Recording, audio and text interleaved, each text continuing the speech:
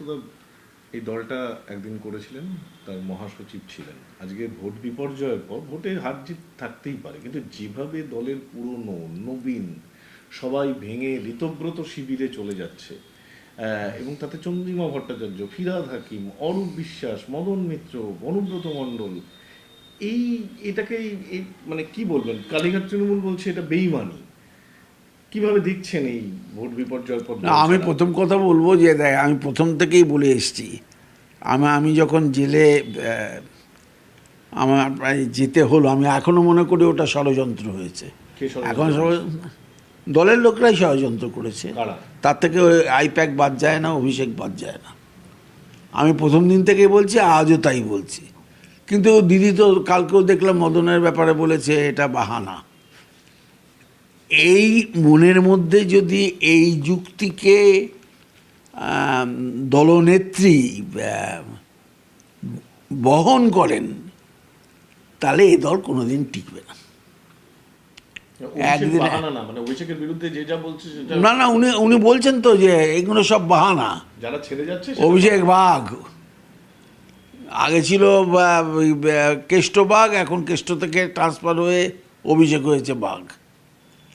এই ধরনের আমার মনে হয় যে আসলে কাঠপুতলি, আর কিছুই নয়। যদি তাই হতো, যদি লিডারশিপ দিত। দেখো, চেঞ্জে আসলো দলে কবে থেকে? 2011 প্রথম দিক থেকে। আমরা জয়ী হলাম। আমার সেদিন খুব ভালো মতন মনে আছে, আলাদা একটা স্টেজে আমি আর সুব্রত বক্সী বৃষ্টিতে ভিজছি, আর স্টেজের পাগড়ু নাচ চলছে, কুণাল ঘোষ অ্যানাউন্স করছে যুবা গঠন হলো। সেদিন থেকেই কিন্তু তৃণমূলের পতন যাত্রা শুরু হয়েছে। শুভেন্দুকে সেদিনকে সরিয়ে দিয়ে বা প্যারালালি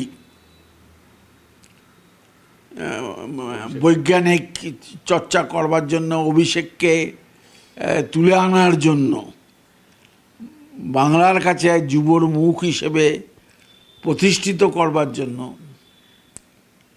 যুবার তৈরি হলো, এবং শুভেন্দু অধিকারীকে যথাযোগ্য সম্মান থেকে বঞ্চিত করা হলো। প্রথম তো সেদিন থেকেই শুরু হয়েছে। আমি ভাবতাম বোধহয় যে মমতা বন্দ্যোপাধ্যায় বলেন না যে তৃণমূলই আমার পরিবার, তাতে আমি বিশ্বাস প্রথম থেকে আজও পর্যন্ত করে আসছি, কিন্তু ঠকেছি।